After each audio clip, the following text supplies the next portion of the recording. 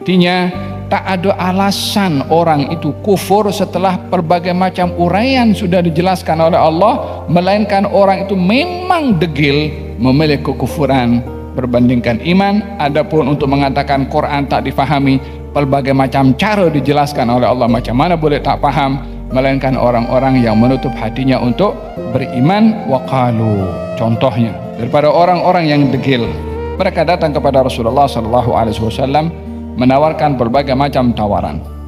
Katanya, ya Muhammad, ini Abu Jahal, Uqbah bin Abi Mu'aid, Walid bin Mughirah, pembesar-pembesar Quraisy datang kepada Rasulullah. Katanya, Muhammad, engkau ini sudah bawa satu ajaran yang menyebabkan kami berpecah belah dan berselisih. Apa kata kalau kami tawarkan kepada kamu tawaran untuk kamu dengar dan kamu timbang dan kamu terima? Kata baginda Rasulullah, oke, saya dengar, apa kamu mahu?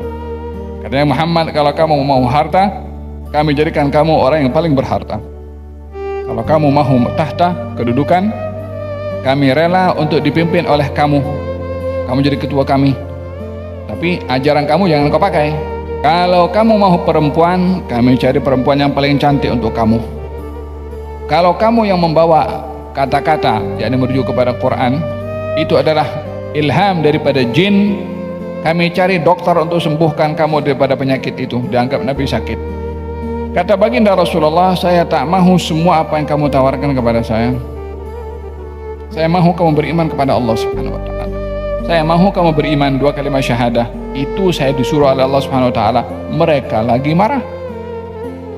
Oleh kerana mereka ditolak apa yang mereka offer kepada Rasulullah SAW, maka mereka menuntut kepada Rasulullah untuk memenuhi keinginan mereka. Setelah mereka berusaha untuk memenuhi keinginan Rasulullah, mengikut keinginan dan keperluan, mengikut kehendak mereka daripada harta, tahta dan lain-lain sebagainya.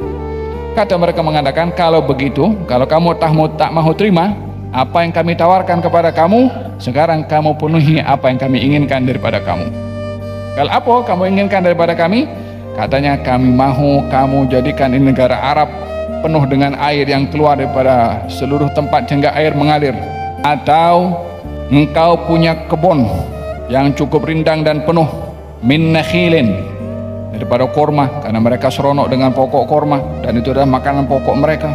Wa inabin, dan juga anggur. Tak cukup punya kebun anggur dan korma, fatufajjiral anhara khilalaha tafjira. Kami mahu juga kebun anggur dan kebun korma itu ada air di sekelilingnya yang mengalir.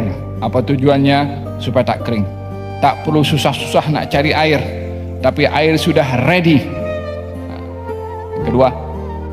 Yang ketiga, au tusqitas samaa kama za'amta alaina kisafan.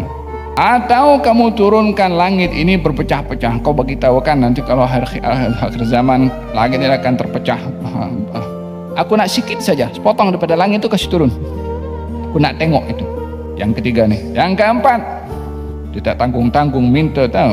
Atau kamu bawa Tuhan kamu bawa turun. Apa kita bawa? La ilaha illallah, Tuhan suruh turun pula dia. Au ta'tiya billahi, kamu bawa Tuhan kamu, yang bawa Allah Subhanahu wa taala.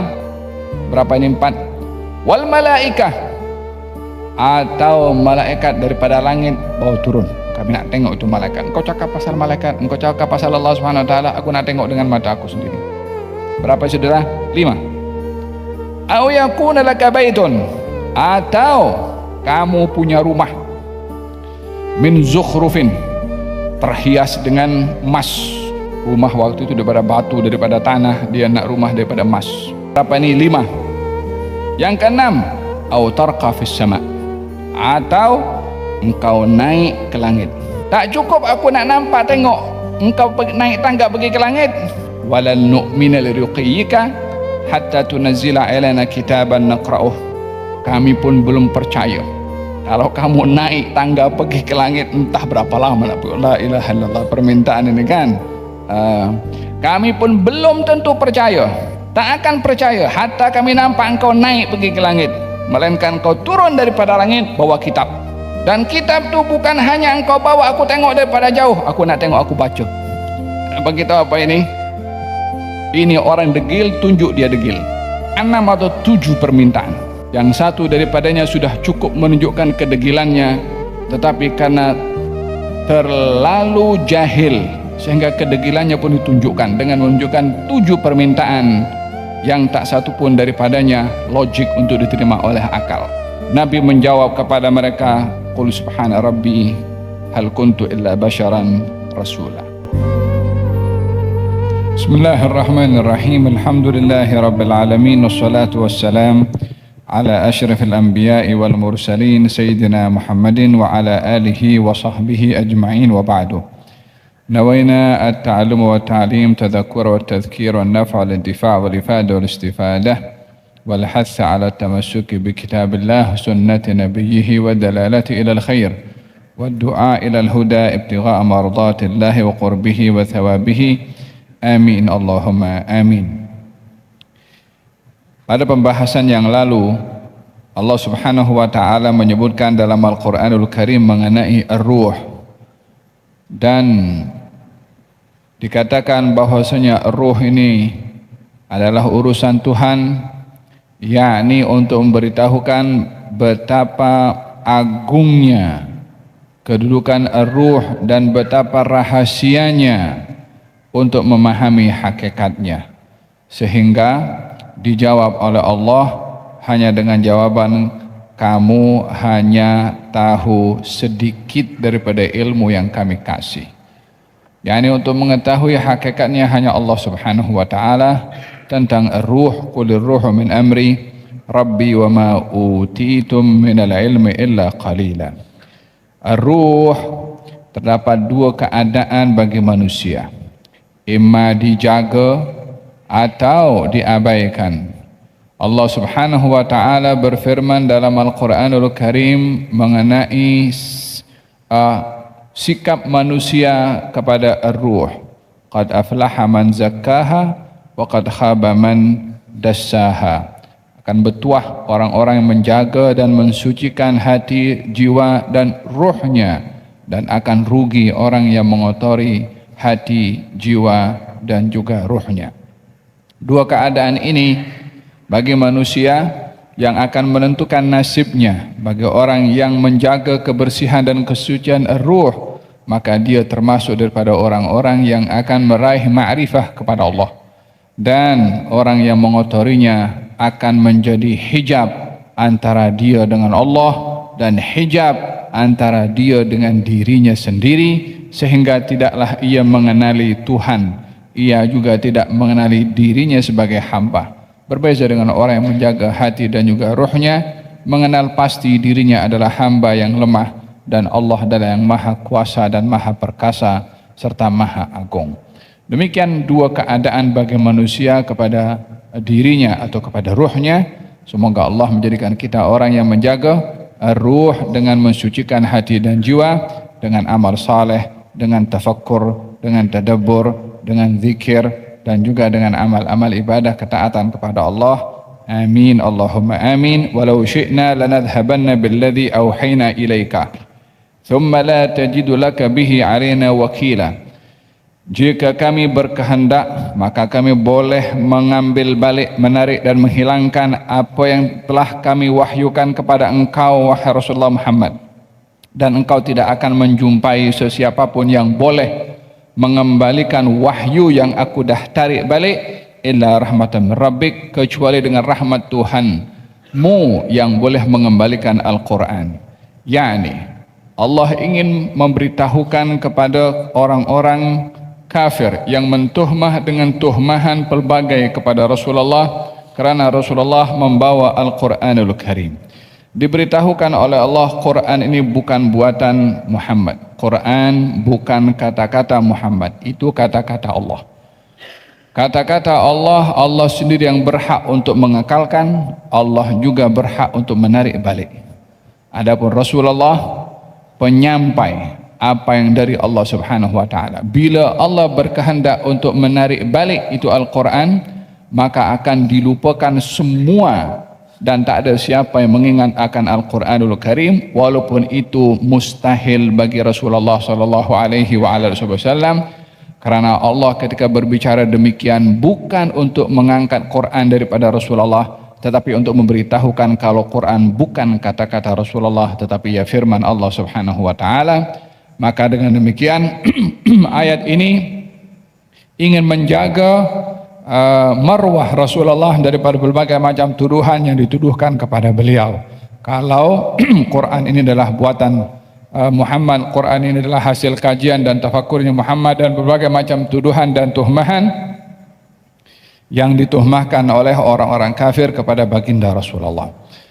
Walau bagaimanapun juga Quran ini juga bagi selain Rasulullah ia boleh juga terangkat dan hilang. Sebagaimana saya jelaskan pada pertemuan yang lalu, kadang-kadang kalau ada orang hafal Quran berlaku eksiden atau something, ada masalah di bahagian otak dan kepalanya, atau salah satu wire dalam kepala ini ada masalah, boleh hilang. Bukan jangan Quran saja, hafal kepada dirinya pun lupa. Ada tanya siapa awak, saya tak tahu siapa saya.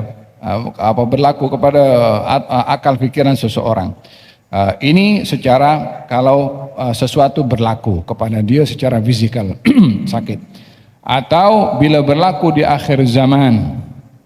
Kata baginda Rasulullah sallallahu alaihi wasallam, di akhir zaman nanti Al-Quran ini akan diangkat oleh Allah Subhanahu wa taala, diangkat daripada tulisan dan diangkat daripada dada orang-orang yang hafal Al-Quranul Karim, sehingga orang buka lembaran Quran hanya kertas tanpa ada tulisan.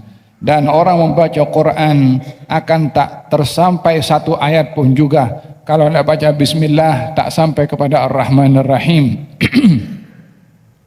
Disebabkan oleh kerana tidak akan berlaku hari kiamat kecuali tidak ada di atas muka bumi ini yang menyebut nama Allah Subhanahu wa taala, dan termasuk Al-Quranul Karim juga akan diangkat oleh Allah Subhanahu wa taala. Dalam riwayat disandarkan oleh Sayyidina Abdullah bin Amr bin Al-As, katanya la taqumu sa'atu hatta yarji' al-Qur'anu min haitsu nazal. Tidak akan terjadi hari kiamat kecuali Al-Quran akan kembali ke tempat yang ia turun daripadanya. Yani Quran turun daripada Lauhil Mahfuz, Quran juga di akhir zaman akan kembali ke Lauhil Mahfuz. Seperti Quran dahulu ketika berada di Lauhil Mahfuz sebelum turun, tak ada sesiapa pun yang tahu Quran atau baca Quran. Keadaan di akhir zaman nanti Quran akan kembali ke Lauhil Mahfuz, tak ada seorang pun yang boleh baca Quran atau melihat tulisan Al-Quranul Karim. Kata beliau mengatakan lahu dawiyun hawla al-arsy kadawiyin nahli. Naiknya Al-Quran ini ke atas mengelilingi arsy, mempunyai suara umpama suara lebah. Fayaqulu rabb. Kemudian Allah bertanya kepada Al-Quran, malaka wa huwa a'lam. Allah bertanya kepada Al-Quran, katanya, kenapa engkau ini, kenapa engkau naik, kenapa ada suara-suara yang umpama suara lebah. Ditanya oleh Allah Subhanahu wa taala, malak, kenapa kamu, walaupun Allah Maha tahu apa yang berlaku kepada Al-Quran.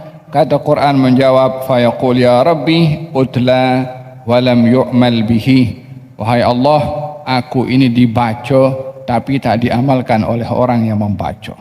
Oleh sebab itu, daripada dibaca tak diamalkan, baik aku kembali ke tempat di mana aku turun. Wahakadha, diberitahukan bagaimana akhir zaman Al-Quran hanya akan menjadi tulisan atau bacaan ataupun sekedar indah suara tanpa ada praktikal dalam kehidupan manusia. Walaupun zaman yang kita ada ini tanda-tanda ke arah itu ada, di mana Quran hanya menjadi kitab bacaan, di mana Quran menjadi kitab yang hanya menjadi ukuran pada indahnya suara, tapi praktikalnya dalam kehidupan keseharian manusia, persentasenya adalah sangat kecil sekali. Khawatir bila keadaan semakin mengecil kepada kaum muslimin yang tidak praktis akan Al-Quran, time itu Quran akan kembali daripada tempat ia turun. Nas'alullah lana wa lakum al-afiyah. Kemudian kata Allah Subhanahu wa taala, illa rahmatan min rabbik. Kalau diangkat ini Quran oleh Allah Subhanahu wa taala, tak ada siapa boleh turunkan. La malaikat wala rasul wala siapa kecuali Allah Subhanahu wa taala sendiri, illa rahmatan min rabbika inna fadlahu kana 'alaika kabira. Sesungguhnya anugerah Allah kepada engkau wahai Rasulullah Muhammad sangat besar, yaitu anugerah Al-Qur'anul Karim. Al-Fadlul Kabir, anugerah yang besar yang paling agung diberi oleh Allah kepada baginda Rasulullah adalah Al-Qur'anul Karim. Kenapa saya katakan Quran tak boleh terpisah daripada Rasulullah? Kenapa saya katakan Quran tak boleh dilupakan oleh Rasulullah? Disebabkan oleh kerana firman Allah ini dua. Satu berupa tulisan, yaitu Quran. Yang satu lagi berupa praktikal, yaitu Rasulullah sallallahu alaihi wasallam. Quran itu Rasulullah, Rasulullah adalah Al-Qur'anul Karim. Pada praktikal apa yang difirmankan dan diwahyukan oleh Allah Subhanahu wa taala. Daripada mana kita tahu salat? Allah suruh kita salat dalam Quran, Rasulullah yang praktis. Dari mana kita tahu zakat? Allah suruh itu zakat untuk dikeluarkan, detailnya macam mana? Rasulullah yang ajarkan. Allah perintahkan kita haji, macam mana kita ingin melakukan haji? Rasulullah yang tunjukkan. Demikian pada semua perintah dan larangan Allah Subhanahu wa taala, praktikalnya itu kepada Rasulullah. Dengan demikian Rasulullah itu Quran yang bergerak, sementara Quran yang kita baca adalah firman Allah yang bertulis. Oleh sebab itu tak dapat dipisahkan antara Quran dengan Rasulullah. Oleh sebab itu dalam Quran Allah itu menyebutkan Nabi Nur, Allah juga menyebutkan Quran itu Nur. Qad anzalna ilaikum nuran, dalam Al-Quran dalam Al-Quran walladzina amanu bihi wa azzaruhu wa nasaruhu wattaba'un nura alladzi unzila ma'ahu ulaika humul muflihun. Orang-orang beriman kepada Nabi Muhammad, menyanjung Nabi Muhammad, membantu Nabi Muhammad dan mengikuti cahaya yang dibawa oleh Nabi Muhammad, yakni Quran. Di sini Quran disebut nur. Dalam ayat yang lain Allah menyebutkan nur itu Nabi Muhammad sallallahu alaihi wasallam, qad ja'akum minallahi nurun wa kitabun mubin. Telah datang kepada kamu cahaya, Rasulullah. Wa kitab, Quran disebutkan nur Nabi, kitab Quran. Ayat yang tadi nur adalah Quran, yakni nama itu menunjukkan ke penyatuan antara Quran secara bertulis dan Quran praktikalnya adalah kepada Rasulullah sallallahu alaihi wa ala alihi wasallam. Inna fadlahu kana 'alaika kabira. Oleh sebab itu kerasulan Nabi Muhammad ini kalau dari segi usia dan umurnya berakhir dengan wafatnya Rasulullah, maka tiada lagi Nabi setelah Rasulullah. Tetapi praktikal Quran yang ditunjukkan oleh Nabi di masa 23 tahun beliau menerima wahyu itu berterusan sampai sekarang. Qurannya ada, seakan-akan nabinya ada, karena saya katakan di awal tadi tentang Quran yang bertulis ada dengan kita, Quran yang bergerak sudah meninggal dunia, tapi tetap itu adalah penyatuan antara Quran yang bergerak yaitu Rasulullah dan Quran yang bertulis yang ada di tengah-tengah kita pada hari ini. Illa rahmatan min rabbika inna fadlahu kana 'alaika kabira. Qul la in ijtama'atil insu wal jinnu ala an ya'tu bimithli hadzal Qur'an la ya'tuna bimithlihi walau kana ba'dhuhum li ba'dhin dhahira. Katakan wahai Rasulullah Muhammad, kalau jin dan manusia berhimpun oleh kerana kaum musyrikin mentuhmah macam-macam akan Al-Quranul Karim, cara untuk orang itu jauh daripada agama bila ditikam Qurannya. Cara seseorang itu akan berjaya untuk menguasai kaum muslimin bila jauh daripada kitabnya. Jauh di sini tak semestinya orang Islam jadi murtad. Tapi bila orang Islam sudah tidak lagi bersama dengan Al-Quran, sehingga Quran hanya menjadi kitab bacaan, bukan lagi menjadi lifestyle dalam kehidupan manusia. Bila itu berjaya, maka telah berjayalah musuh untuk mengalahkan kaum muslimin tanpa senjata, tanpa nuklear, tanpa drone, tanpa apapun juga, bila orang Islam jauh daripada Al-Quranul Karim. Oleh sebab itu berapa banyak kalau ada seorang daripada Mesir dahulu, dia bekerja di PBB, di UN, cukup lama, berpuluh tahun di situ. Di antara kertas kerja yang dibuat oleh kelompok-kelompok tertentu untuk menjauhkan orang Islam daripada Islam dengan merosak bahasa Arab. Dengan merosak bahasa Arab sehingga orang Arab pun tak paham Quran. Sehingga orang Arab pun tak paham Quran walaupun bahasa mereka. Oleh sebab itu kalau kita tengok orang-orang Arab di zaman ini berbicara, bahasanya bukan bahasa pure Quran, fusha, dengan bahasa slang yang berbeza-beza. Kita pergi ke negara Teluk, bahasanya beza dengan Lebanon, dengan Syria, dengan Aljazair, Algeria, dengan Tunis. Kadang-kadang kita pun tak paham apa mereka cakap, padahal mereka bercakap bahasa Arab. Kalau mereka berbahasa dengan bahasa Quran, semua orang Arab akan menjadi paham. Tapi karena sudah dipecahkan Quran ini dengan macam-macam slang, sehingga orang Arab pun juga baca Quran tak paham, karena hilang daripada keotentikan bahasa itu sendiri. Mukjizat Quran ini ada dua, pada bahasanya dan juga pada maknanya. Oleh sebab itu dalam ayat ini Allah Subhanahu wa taala mencabar kepada jin dan kepada manusia. Ada jin berbahasa Arab, manusia orang-orang Arab juga berbahasa Arab. Hadirin hadiran, Allah Subhanahu wa taala mengutus para nabi dan rasul dengan mukjizah. Mukjizah ini adalah hal yang luar biasa untuk mencabar kepada kaum nabi tersebut. Kalau boleh mendatangkan seperti mukjizah itu dan mereka tidak akan mampu mendatangkannya. Tujuan diberi mukjizah adalah sebagai bukti kalau nabi itu benar. Nabi Musa diberi mukjizah oleh Allah tongkat, karena community zaman itu merasa gah dengan ilmu sihir, hal-hal yang menakjubkan, hal-hal yang luar biasa.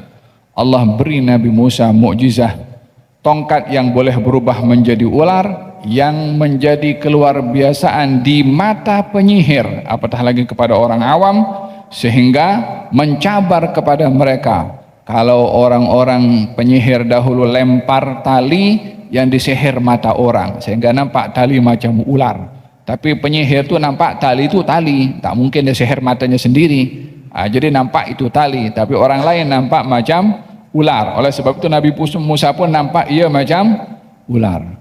Ketika Nabi Musa melemparkan tongkatnya, ia berubah menjadi ular. Nabi Musa nampak ular, penyihir pun nampak ular. Tapi kalau penyihir yang lempar tali, dia nampak tali, kekal tali, bukan ular. Mana boleh itu tongkat boleh berubah menjadi ular dengan sungguh-sungguh. Dicabar dengan mukjizah yang mereka para penyihir pun tidak boleh mendatangkan. Akhirnya mereka sujud dan beriman kepada Allah Subhanahu wa taala, beriman dengan Nabi Musa alaihi salam. Di zaman Nabi Isa, orang pada zaman itu merasa gah dengan sains, sehingga mengatakan tak ada kebenaran kecuali benar menurut sains, sehingga segala sesuatu diukur dengan ilmu pengetahuan. Sampailah saintis pada waktu itu berkesimpulan, orang yang buta tak boleh sembuh, orang yang kena penyakit sopak tak boleh sembuh, dan orang mati tak boleh hidup. Allah beri mukjizah kepada Nabi Isa, saintis tak boleh buat. Apa yang saintis tak mampu, Nabi Isa mampu.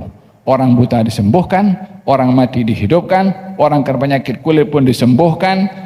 Mukjizah ini kepada Nabi Isa mencabar kepada zaman yang hidup di zaman itu, yang tidak boleh mendatangkan seperti mukjizah yang diberikan oleh Allah kepada Nabi Isa. Dengan begitu mereka akan merasa lemah dan melihat benarnya Nabi Isa dengan bukti mukjizah agar supaya kaumnya beriman. Setiap mukjizat diberikan oleh Allah kepada Nabi sesuai dengan realiti zaman, dan mukjizat yang diberikan oleh Allah kepada Nabi Muhammad sallallahu alaihi wasallam berbeza dengan mukjizat yang diberikan oleh Allah kepada nabi-nabi yang terdahulu. Mukjizat nabi yang terdahulu berbeza dengan wahyu yang Allah berikan kepada mereka. Mukjizatnya asing. Mukjizat Nabi Isa, mukjizat Nabi Musa asing. Walaupun Nabi Musa ada kitab Taurat, Nabi Isa ada kitab Injil. Antara wahyu Taurat dan Injil dan mukjizat, dua hal yang berasingan. Tapi bagi umat Rasulullah SAW, mukjizat Nabi itu adalah syariat Nabi. Mukjizat Nabi menyatu dengan wahyu yang Allah turunkan pada Nabi, sehingga Quran ini bukan hanya kitab panduan dan bimbingan petunjuk, tapi ini kitab mukjizat yang dicabar oleh Allah kepada orang Arab adalah untuk mendatangkan seperti Quran.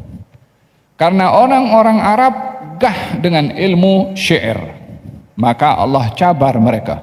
Kalau kamu memang betul mahir dalam ilmu bahasa, dalam syair, coba datangkan seperti mana Quran yang kuturunkan kepada Rasulullah SAW. Kalau kamu mampu bergabung semua para penyair daripada kalangan manusia, salinglah kamu berkomplot satu dengan yang lain untuk mendatangkan seperti Quran. Kalau kamu perlu untuk bergabung dengan jin yang juga berbahasa Arab yang pandai dalam ilmu syair, panggil juga jin untuk bergabung dengan kamu supaya datangkan seperti Quran. Jadi cabaran ini cabaran bukan manusia saja, jin pun dicabar. Kenapa jin juga dicabar? Sebab jin mukallaf, jin ada akal, jin ada hati, jin termasuk yang diperintah oleh Allah untuk beriman juga. Bukankah dalam Quran ada surat namanya surat Al-Jin? Qul uhiya ilayya annahu istama'a nafarun minal jinni faqalu inna sami'na qur'anan ajaba yahdi ila ar-rusydi fa amanna bihi wa lan nusyrika bi rabbina ahada wa annahu ta'ala jaddu rabbina mattakhadha sahibatan wala walada. Surat Jin kamil, satu surat dinamakan dengan surat Jin, dialog antara jin dengan Allah Subhanahu wa taala dan dialog antara jin dengan jin satu dengan yang lain. Katanya, inna kunna naq'udu maqa'ida lis-sam'i faman yastamil ana yajid lahu shihaban rasada. Dahulu kami ada stasiun di atas untuk curi informasi, terus sampaikan kepada bomoh-bomoh yang ada di dunia. Tapi kali ini dah tutup dah, kena halau kami dengan lempar-lemparan api di atas dan tak boleh kami mendekat kepada langit. Wa inna minna salihuna minna duna dalik kunna tara'iqa qidada. Di antara kami jin ni ada yang baik, ada yang tak baik juga. Wa inna minal muslimuna minal qasitun. Di antara kami ada orang yang muslim, ada orang yang tidak, ada orang yang zalim. Yani jin sama dengan manusia. Ada yang baik, ada yang tak baik. Ada yang saleh, ada yang tidak. Ada yang wali, ada yang tidak. Jin pun berkahwin. Jin pun ada keluarga. Jin pun makan dan minum. Jin pun ada zuriyah. Jin berkongsi alam dengan manusia. Hanya ada hijab yang menghalang kita dengan jin, walaupun berkongsi tempat atau berkongsi daerah atau berkongsi negara. Tak tahulah ada immigration di jin ke tak ada. Allahu a'lam. Tapi intinya pada jin ada kehidupan tersendiri. Dimensi yang dipecah dan dibezakan oleh Allah Subhanahu wa taala. Ya subhanallah. Maha suci Allah untuk menjadikan tempat yang sama dikongsi oleh dua makhluk yang berbeza, dengan kehidupan yang berbeza, dengan cara interaksi satu dengan yang lain berbeza. Mungkin di hadapan kita pun sebelah awak pun ada orang sebelah, Allahu a'lam. Mungkin alhasil Maha suci Allah Subhanahu wa taala. Bukankah dikatakan dalam Al-Qur'anul Karim ketika baginda Rasulullah balik daripada Taif, Nabi bangun malam. Masa bangun malam, jin dengar bacaan baginda Rasulullah. Balik jin ke kampungnya, beritahu, aku mendengarkan wahyu yang pernah diturunkan oleh Allah kepada Nabi Musa. Hai jin, jom kita beriman. Hai jin jadi pendakwah kepada bangsa jin beriman kepada Rasulullah sallallahu alaihi wa ala alihi wasallam. Walau bagaimanapun hijab ini dijadikan oleh Allah untuk kita menyedari agar supaya tidak ada sesiapa yang mengganggu alamnya. Kalau berada di alam manusia, jangan coba-coba masuk ke alam jin. Jin pun juga sama. Itu adalah satu pelanggaran. Dah dijadikan oleh Allah sebagai manusia, kekallah hidup dengan manusia, tak payah kacau jin. Jin pun dicipta sebagai jin, dilarang untuk mengganggu dan mengacau manusia. Fahim tom? Kecuali orang-orang diberikan kelebihan oleh Allah Subhanahu wa taala yang juga ada keupayaan untuk mengajar murid-muridnya adalah daripada bangsa jin. wa iradah yang Allah kehendaki untuk dijadikan khalifah di atas muka bumi ini adalah manusia, bukan jin. Dilantik oleh Allah untuk menjadi pentadbir dan mengurus bumi daripada kalangan manusia, bukan jin. Hikmah yang Allah kehendaki untuk manusia melebihi kemuliaannya berbandingkan kepada jin. Dicabar oleh Allah jin dan manusia. Kalau manusia dan jin berhimpun, yang pakar-pakar, yang ahli-ahli bahasa, untuk mendatangkan seperti Quran yang penuh dengan mukjizat, maka mereka tiada mampu untuk mendatangkan seperti Al-Quran, walaupun satu dengan yang lain saling tolong menolong. Mukjizat Quran pada dua, pada lafaznya tak akan ada siapa yang mampu untuk mendatangkan, pada maknanya dan syariatnya yang ia adalah sesuai pada setiap zaman. Kitab yang terdahulu mukjizatnya asing. Kitab yang terdahulu kitabnya itu tertulis berupa nasihat-nasihat, tetapi tak ada mukjizah pada lafaz. Oleh sebab itu kitab terdahulu kita dapati dengan berbagai macam bahasa. Mahu itu kitab Taurat ada macam-macam bahasa, mau Injil ada macam-macam bahasa.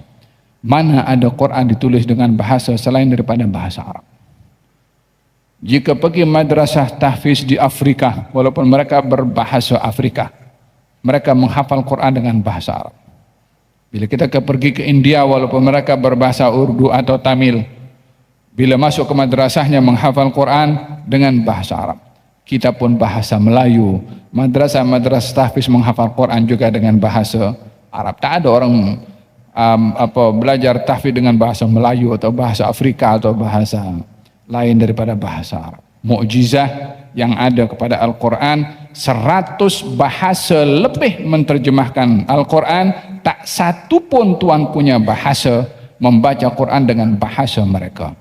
100 bahasa menerjemahkan Al-Quran, tak seorang pun boleh hafal terjemahan seperti mana orang boleh menghafal bahasa Arab Al-Quranul Karim walau tak paham. Kita yang belajar di madrasah tahfiz yang hafal satu hari pun, coba tanya apa artinya ayat-ayat tertentu, dia tak boleh terjemahkan pun, tapi boleh hafal. Macam mana? Walaqad yassarna al-Qur'ana lidzikri fahal min muddakir. قل لئن اجتمعت الإنس والجن على أن يأتوا بمثل هذا القرآن لا يأتون بمثله ولو كان بعضهم لبعض ظهيرا ولقد صرفنا للناس في هذا القرآن من كل مثل فأبى أكثر الناس إلا كفورا. Kami Allah Subhanahu wa taala menguraikan Quran dengan pelbagai macam uraian. Yani uraian Al-Quran ini dijelaskan, diterangkan oleh Allah dengan pelbagai. Ada kalanya Allah ketika menjelaskan tentang ketuhanan dengan mengatakan Qul huwallahu ahad. Ada kalanya berbicara tentang keesaan Allah Subhanahu wa taala, wa'budullaha wa la tusyriku bihi syai'ah. Jangan sekutukan Allah. Kan sama juga dengan Qul huwallahu ahad. Katakan Allah itu satu. Tapi uraian berbeza. Ketika Allah ingin mengharamkan khamar, caranya berbeza. Ketika Allah ingin mengharamkan zina, berbagai macam ayat diungkapkan. Kepelbagaian ayat ini disebut oleh Allah, walaupun mempunyai maksud yang sama, adalah ingin mengajak akal yang berbeza untuk paham mengikut cara pemahaman akal itu sendiri. Yani kita berdialog dengan anak-anak beza dengan remaja. Walaupun apa yang kita nak sampaikan kepada remaja sama dengan disampaikan kepada anak-anak juga, cuma cara pendekatannya itu berbeza mengikut apa tahap kemampuan dan cara otak orang kita ajak berbicara, cara memahaminya bagaimana. Khatibun nas ala qadri uqulihim, ajaklah orang itu berbicara mengikut kemampuan akal fikiran mereka. Ada orang datang kepada Rasulullah, ya Rasulullah, amal apa yang paling baik? Kata Nabi, salat pada waktunya. Orang itu pergi, orang lain tanya, ya Rasulullah, salat ibadah apa yang paling baik? Nabi kata birrul walidain, berbakti kepada orang tua. Pergi, ada orang lain tanya, ya Rasulullah, amal apa yang paling baik? menampakkan wajah ceria kepada orang lain. Soalannya sama, jawabannya beza. Ada orang datang kepada Rasulullah, ya Rasulullah, amal apa yang patut saya amalkan? Jangan marah. Soalan sama, jawaban berbeza. Apa sebab? Yang satu datang, ia tak jaga solat dengan betul. Nabi kata, amal terbaik jaga solat tepat pada waktu. Yang satu datang, kurang menjaga hubungan dengan orang tuanya. Dia tanya, Rasulullah, amal apa yang paling baik? Bakti pada orang tua. Yang satu nampak mukanya garang selalu, datang kepada sultannya, apa amal yang paling baik? Senyum pada orang. Jadi jawaban ini, dia umpama ubat diletakkan pada sakit. Apa masalah pada orang itu? Itulah jawaban yang diberikan oleh Nabi kepada mereka. Allah pun juga ketika berbicara dengan hambanya, akal manusia berbeza-beza. Jadi ada kalanya cara pendekatan Quran boleh dipaham semua orang. Ada kalanya kelompok-kelompok tertentu diberi cara tertentu untuk boleh paham. Karena Quran berinteraksi dengan manusia. Kita diperintahkan untuk berinteraksi dengan manusia mengikut tahap kemampuan mereka dalam memahami. Khatibun nasa ala qadri uqulihim, ajaklah orang berbicara mengikut tahap kemampuan mereka. Walaqad sarrafna lin-nasi fi hadzal Qur'an, kami uraikan dengan pelbagai macam uraian kepada manusia akan Al-Qur'anul Karim ini, min kulli mathal, dengan pelbagai macam perumpamaan. Fa'aba aktsarun nasi illa kufura, walaupun kami sudah jelaskan dengan pelbagai, tetap juga ramai orang yang kufur. Artinya tak ada alasan orang itu kufur setelah pelbagai macam uraian sudah dijelaskan oleh Allah, melainkan orang itu memang degil memilih kekufuran berbandingkan iman. Adapun untuk mengatakan Quran tak difahami, pelbagai macam cara dijelaskan oleh Allah, macam mana boleh tak paham, melainkan orang-orang yang menutup hatinya untuk beriman. Waqalu, contohnya daripada orang-orang yang degil mengatakan kepada Rasulullah sallallahu alaihi wasallam, waqalu lan nu'mina laka hatta tafjura lana minal ardi yanbu'a. Hai Rasulullah Muhammad, hai Muhammad, kami tidak akan beriman kepada engkau sehingga engkau dapat memancutkan air daripada bumi ini. Orang Arab ini hidup di negeri yang tak ada air, padang pasir gersang. Yang mereka perlukan air. Kalau engkau betul Nabi, coba ini air, sekeliling ini batu-batu biar keluar air. Mata air keluar di mana-mana. Mereka datang kepada Rasulullah sallallahu alaihi wasallam menawarkan berbagai macam tawaran. Katanya, ya Muhammad, ini Abu Jahal, Uqbah bin Abi Mu'aid, Walid bin Mughirah, pembesar-pembesar Quraisy datang kepada Rasulullah. Katanya, Muhammad, engkau ini sudah bawa satu ajaran yang menyebabkan kami berpecah belah dan berselisih. Apa kata kalau kami tawarkan kepada kamu tawaran untuk kamu dengar dan kamu timbang dan kamu terima? Kata baginda Rasulullah, oke, saya dengar, apa kamu mahu? Katanya, Muhammad, kalau kamu mau harta, kami jadikan kamu orang yang paling berharta. Kalau kamu mahu tahta, kedudukan, kami rela untuk dipimpin oleh kamu. Kamu jadi ketua kami. Tapi ajaran kamu jangan kau pakai. Kalau kamu mahu perempuan, kami cari perempuan yang paling cantik untuk kamu. Kalau kamu yang membawa kata-kata, yakni merujuk kepada Quran, itu adalah ilham daripada jin, kami cari dokter untuk sembuhkan kamu daripada penyakit itu. Dianggap Nabi sakit. Kata baginda Rasulullah, saya tak mahu semua apa yang kamu tawarkan kepada saya. Saya mahu kamu beriman kepada Allah Subhanahu wa ta'ala. Saya tak mau duit kamu, tak mau tahta, tak mau perempuan, tak mau apa. Saya mahu kamu beriman 2 kalimat syahadah. Itu saya disuruh oleh Allah Subhanahu wa ta'ala. Mereka lagi marah. Oleh kerana mereka ditolak apa yang mereka offer kepada Rasulullah SAW, maka mereka menuntut kepada Rasulullah untuk memenuhi keinginan mereka. Setelah mereka berusaha untuk memenuhi keinginan Rasulullah, mengikut keinginan dan keperluan, mengikut kehendak mereka daripada harta, tahta dan lain-lain sebagainya. Kata mereka mengatakan, kalau begitu, kalau kamu tak mahu terima, Apa yang kami tawarkan kepada kamu, sekarang kamu penuhi apa yang kami inginkan daripada kamu. Kalau apa kamu inginkan daripada kami? Katanya, kami mahu kamu jadikan ini negara Arab penuh dengan air yang keluar daripada seluruh tempat hingga air mengalir. Hatta tafjura lana milal ardi yanbu'a. Kau keluarkan sekeliling kami ini mata air yang banyak. Satu. Au takuna laka jannatun. Atau engkau punya kebun yang cukup rindang dan penuh min nakhilin, daripada korma, karena mereka seronok dengan pokok korma dan itu adalah makanan pokok mereka. Wa inabin, dan juga anggur, karena itu adalah bahagian keperluan mereka dalam dalam tumbuh-tumbuhan. Yang menjadi asas kepada mereka adalah korma dan juga anggur. Kami akan beriman kepada engkau kalau kamu punya kebun anggur dan juga kebun korma yang banyak. Tak cukup punya kebun anggur dan korma, fatufajjiral anhara khilalaha tafjira. Kami mahu juga kebun anggur dan kebun korma itu ada air di sekelilingnya yang mengalir. Apa tujuannya? Supaya tak kering, supaya mudah mengambil air untuk siram itu pokok, karena itu pokok perlu kepada air juga. Tak perlu susah-susah nak cari air, tapi air sudah ready. Yang kedua. Yang ketiga, au tusqitas samaa kama za'amta alaina kisafan. Atau kamu turunkan langit ini berpecah-pecah. Kau bagi tahu kan nanti kalau akhir zaman langit ini akan terpecah. Aku nak sikit saja, sepotong daripada langit itu kasih turun. Aku nak tengok itu.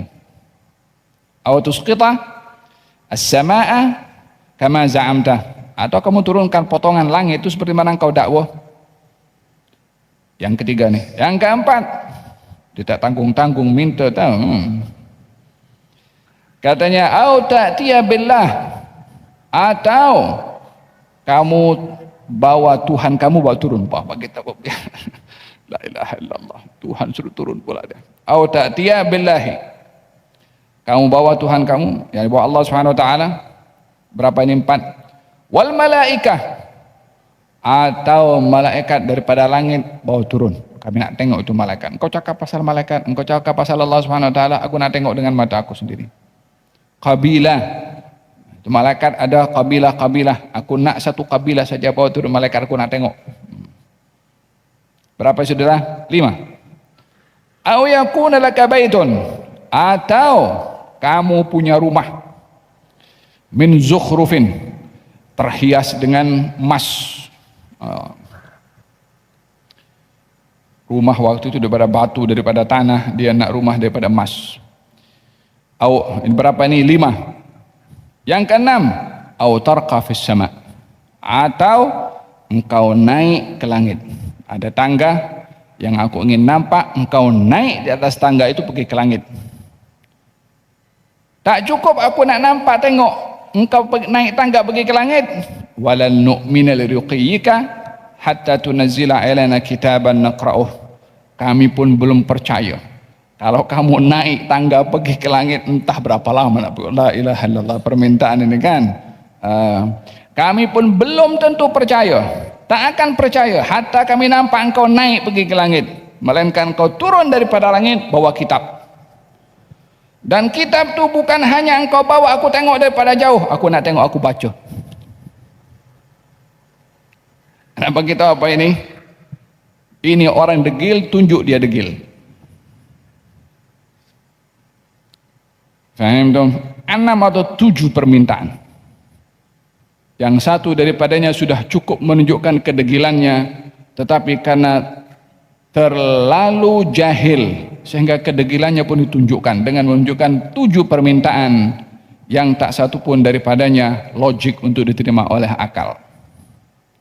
Nabi menjawab kepada mereka, qul subhana rabbi hal kuntu illa basyaran rasula.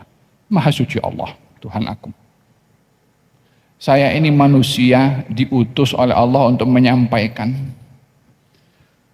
Qul subhana rabbi, maha suci Allah. Yakni Nabi ingin bagi tahu maha suci Tuhan aku. Tuhan aku bukan tak boleh beri apa yang kau mau.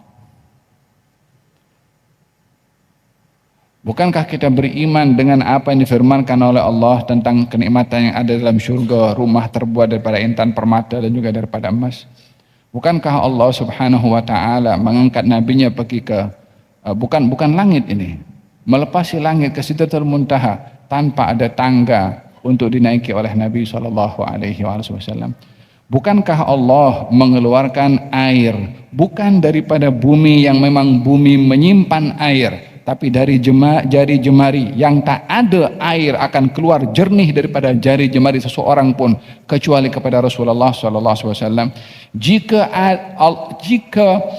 air itu boleh keluar daripada tanah, kan lebih mudah untuk mengeluarkan air daripada tanah, bukan perkara yang susah bagi Allah Subhanahu wa taala, karena Allah mengeluarkan air daripada jari-jari Nabi sallallahu alaihi wasallam.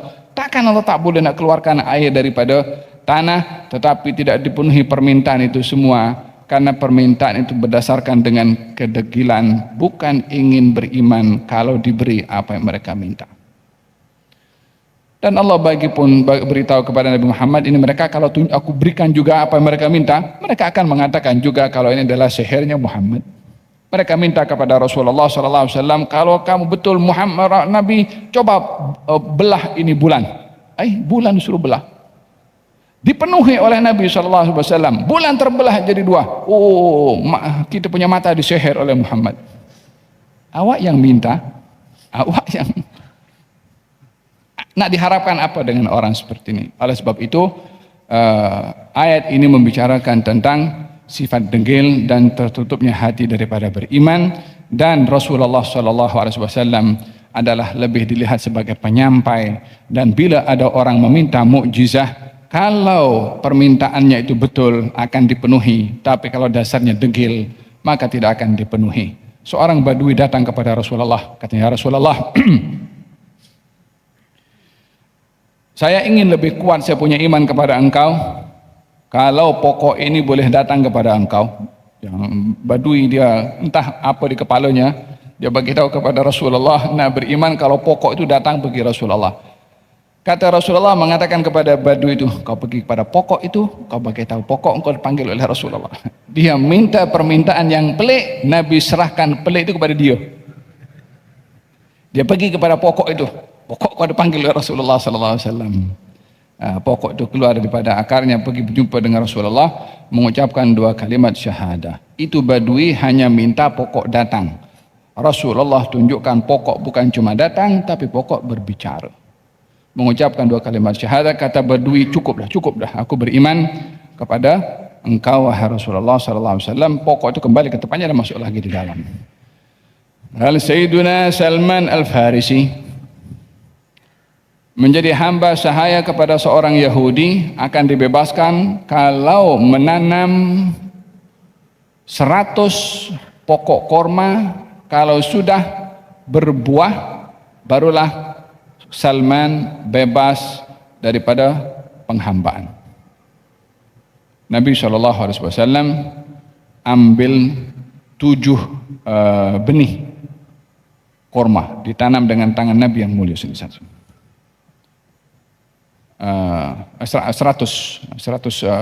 benih daripada pokok korma ditanam sendiri, kecuali 1 pokok korma ditanam oleh Sayyidina Umar bin Khattab.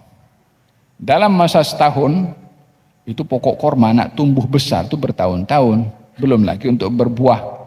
Tapi ini pokok ditanam oleh Rasulullah dalam masa yang singkat, dia membesar, tumbuh, berbuah. Kecuali 1 pokok yang tak tumbuh-tumbuh, dia tak naik-naik. Kata Nabi, siapa yang tanam ini? Kata Sayyidina Umar, Rasulullah. Dicabut balik oleh Rasulullah, ditanam, cepat tumbuh juga sama dengan yang lainnya. Bebas Salman Al-Farisi daripada diperhamba oleh seorang Yahudi. Macam mana pokok itu ditanam boleh tumbuh dengan cepatnya seperti itu? Bahasa suci Allah Subhanahu wa taala, afara'aitum ma tahruthun a antum tazra'unahu am nahnuz zari'un. Kamu tidak tahu ke benih-benih yang kamu tanam siapa yang tumbuhkan? Kamu yang tumbuhkan atau kami yang tumbuhkan? Manusia hanya letak saja itu benih. Manusia tak boleh kawal itu akan tumbuh berapa biji beras yang akan tumbuh padi pada tangkainya. Siapa boleh kawal? Tanam durian musangking, ya Allah, tanam. Siapa boleh kontrol ini musangking ini mesti ada kalanya bunga baru keluar sudah kena angin, wala sudah berbuah monyet dapat dulu. Siapa boleh kontrol? Itu satu buah durian, siapa boleh tentukan di dalamnya ada berapa biji? Siapa yang tentukan rasa yang berbeza? Apa black tongue, macam-macam durian sekarang kan, siapa boleh tentukan rasanya? Siapa yang letakkan manis-manisan di dalamnya? Siapa yang letakkan lezatnya? Siapa yang letakkan baunya? Subhanallah. Bukankah ini tempat untuk bertafakkur tentang keajaiban Allah Subhanahu wa taala melalui ciptaannya? Tafakkur tentang makhluknya Allah untuk kenal kepada Allah Subhanahu wa taala. Tapi ramai manusia terhijab hati dan mindanya untuk bertafakkur sehingga meminta hal-hal yang pelik. Demikian keajaiban dan demi keajaiban diberikan oleh Allah Subhanahu wa taala kepada Rasulullah. Kalau mereka minta rumah daripada emas yang diminta kepada Rasulullah, Rasulullah ini pernah di-offer oleh Nabi sallallahu alaihi wasallam. Katanya, "Arada alayya rabbi an yajal Badha Makkah dhahaban." Allah tawarkan kepada saya untuk Badha. Badha ini satu kawasan luas. Ini kawasan nak diubah jadi emas. Bukan cuma boleh bikin rumah jadi emas, boleh bikin kampung jadi emas. Tapi aku tolak, kata Nabi SAW. Aku nak hidup sehari kenyang bersyukur, aku hidup sehari lapar, aku sabar dan kembali kepada Allah Subhanahu wa taala. Tak ada hal yang mustahil bagi Allah. Oleh sebab itu Nabi mengatakan, "Qul subhana rabbi," maha suci Tuhanku. Dia bukan tak mampu untuk beri apa yang kamu minta. Sudah contoh-contoh yang lebih hebat daripada apa yang kamu minta sudah ditunjukkan oleh Allah Subhanahu wa taala. Tapi karena permintaan kamu dengan dasar degil, ditunjukkan pun juga tidak akan menyebabkan mereka beriman, maka tak perlulah untuk menunjukkan, karena tidak ada hasil yang diharapkan daripada permintaan-permintaan mereka. Qul subhana rabbi hal kuntu illa basyaran rasula. Kita sambung pada pertemuan yang akan datang insyaallah ayat yang ke-94. Ayat 94 pun cabaran juga daripada pelbagai macam sifat degil yang diuraikan oleh Allah Subhanahu wa taala, kepelbagaian sikap degil, inat. Semoga Allah lindungi kita daripada sifat degil dan dibuka kita punya hati dan minda untuk memahami rahasia yang diletakkan oleh Allah Subhanahu wa taala pada makhluknya untuk kita bertafakkur, untuk mengenali kepada Allah Subhanahu wa taala. Makin mantap kita punya iman dengan tafakkur. Amin. Allahumma amin. Rabbal alamin ya Rahman ya Rahim, salli rabbi wa sallim ala khairil mursalin.